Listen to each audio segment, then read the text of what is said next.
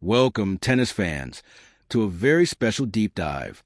The pristine grass at the All England Club is no stranger to history, but what we are witnessing this year is nothing short of a sporting earthquake. We are staring down the barrel of a match that has the entire tennis world holding its collective breath, a monumental clash for a spot in the Wimbledon Quarterfinals. On one side of the net stands a 21-year-old Filipino sensation, Alexandra Eala, the 29th seed, who has just sent shockwaves around the globe by dethroning the defending champion, Iga Swiatek, in a tearful, historic third-round upset. On the other side is a relentless Italian veteran and 13th seed, Jasmine Paolini, who's been tearing through the draw with brutal efficiency, fresh off a 61-62 demolition of Maria Sakkari. This isn't just a round of 16 encounter. It is a high-stakes rematch of their clash in Dubai earlier this year. It is a battle of generations, of contrasting playing styles, and of sheer willpower. For Eala, it is a pursuit of her first-ever Grand Slam quarterfinal and a continuation of her fairy tale run. For Paolini, it is a quest to return to the elite stages of a major and assert her dominance. Today, we are breaking down every angle, every statistic, and every narrative leading up to what could easily become the defining match of the 2026 championships.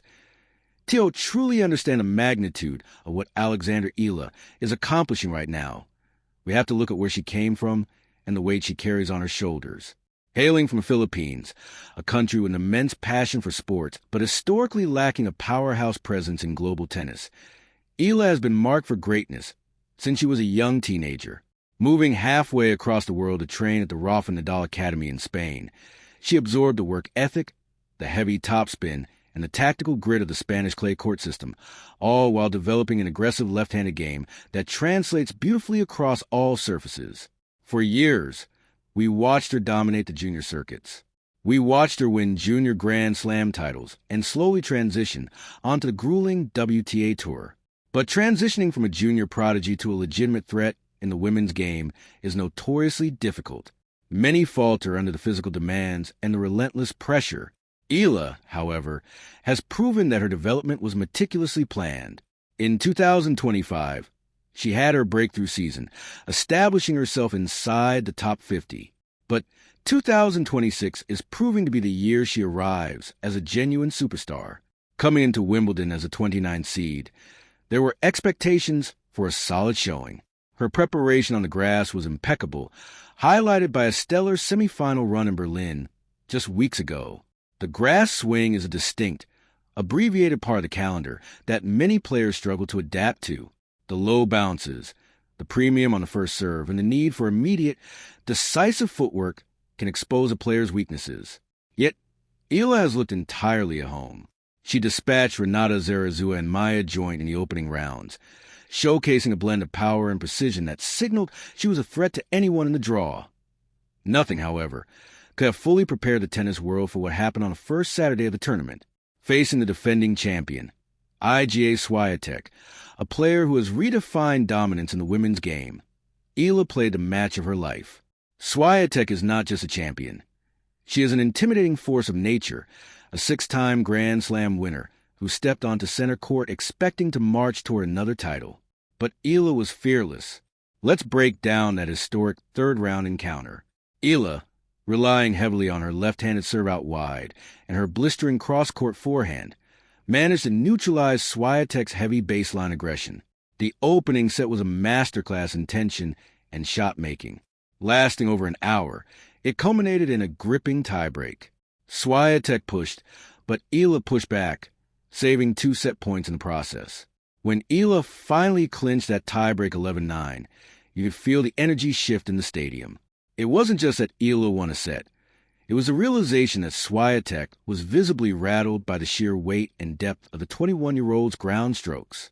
Carrying that momentum into the second set, Eala raced to a 3-love lead and never looked back, sealing a straight sets victory 7-6, 6-2. When her final trademark cross-court forehand zipped past Swiatek, Eala collapsed onto the legendary grass, burying her face in her hands as the tears flowed. Center court rose to its feet in a thunderous ovation. In her post-match press conference, the The emotion poured out as she spoke of her grandfather, her brother, and the childhood dreams forged on the courts of the Philippines. She became the first Filipino player in history to reach the fourth round of a Grand Slam singles event. But the celebration must be short-lived. In tennis, the reward for a historic upset is usually an incredibly difficult match just 48 hours later. Waiting for her in a round of 16 is a player who knows exactly how to navigate the deep waters of a Grand Slam. Jasmine Paolini, the 13th seed, is a testament to perseverance and tactical evolution. While Eala is a young prodigy who bursts onto the scene, Paolini is a seasoned veteran who meticulously built her game over a decade on the professional tour, eventually breaking out in spectacular fashion in 2024 with finals appearances at Roland Garros and Wimbledon. Paolini represents the golden era of modern Italian tennis. She plays with infectious energy, relying on phenomenal foot speed, a devastating forehand, and an innate ability to turn defense into offense in the blink of an eye. Despite her shorter stature, Paolini generates immense power, using her legs to drive up into the ball and dictate points from the baseline. Her run at this year's Wimbledon has been a masterclass in efficiency. She started the tournament by dispatching the dangerous American Robin Montgomery in 3 sets, a tricky opening encounter that allowed her to find her rhythm on the grass. She then handled the crafty Swiss player Viktorija Golubic, surviving a tight first-set tiebreak before cruising. But it was her third-round performance against Maria Sakkari that truly put the locker room on notice. Paolini annihilated Sakkari 6-1, 6-2 in just over an hour. Against a top-tier athlete like Sakkari, Paolini dropped only 3 games, commanding the baseline, serving with precision, and demonstrating a level of comfort on the grass that is truly terrifying for her remaining opponents. She has dropped only 1 set through 3 rounds and looks every bit the player who reached the final here 2 years ago. When we look at the matchup between Alexandra Eala and Jasmine Paolini, we have a recent, highly relevant data point to examine. Eala leads their head-to-head 1-0, having defeated the Italian earlier this year at the Dubai Tennis Championships. That match in February was a revelation. Eala took the first set in a dominant 6-1 fashion before edging out Paolini in a tight second-set tiebreak 7-5. In Dubai, Eala's serve was the ultimate difference-maker. She won an impressive 73% of her first serve points and fired off 30 receiver points won, constantly putting Paolini's service games under extreme pressure. Paolini struggled with her second serve in that match, winning only 50% of those points, and committed 4 double faults when pressed by Eala's deep, aggressive returns. However, we must put an enormous asterisk next to that result. Dubai is played on a high-bouncing outdoor hard court. The conditions there reward heavy topspin and allow players just a fraction of a second longer to set up their shots. Wimbledon is a completely different universe. Grass is slick, it stays low, and it demands instantaneous decision dash, making us so, how does this matchup translate to the lawns of the All England Club? This is where the tactical analysis becomes fascinating. First, let's look at the left-handed advantage. Alexandra Eala's lefty serve out wide on the ad court is going to be her sharpest weapon. On grass, that serve skids and slides away from the opponent, forcing them to reach and frequently resulting in a weak, floating return or a clean ace. Paolini has a solid 2-handed backhand, but stretching out wide on a slick surface to dig out a heavy lefty serve is one of the toughest asks in tennis. Eala will look to open up the court with that serve and immediately strike her forehand down the line into the open space. Conversely, Paolini's greatest asset is her foot speed and her ability to hit the ball on the rise. On grass, taking the ball early is paramount. You cannot stand 10 feet behind the baseline and expect to win points at Wimbledon. Paolini hugs the baseline, uses the pace of her opponent's shots, and redirects the ball with incredible accuracy. Her forehand, hit with a slightly flatter trajectory than on clay, cuts through the court beautifully. Paolini's objective will be to keep the ball deep and low to Eala's backhand, preventing the Filipina from stepping around to dictate with her dominant forehand. Furthermore, Paolini's experience on this surface is vastly superior. Reaching the final here in 2024 means she has played on center court and court 1 on the final weekend. She knows how the grass wears down by the second week, becoming dirtier and playing slightly more like a hard court at the baseline, but remaining treacherous near the service boxes. Paolini will try to use her drop shot and bring Eala forward.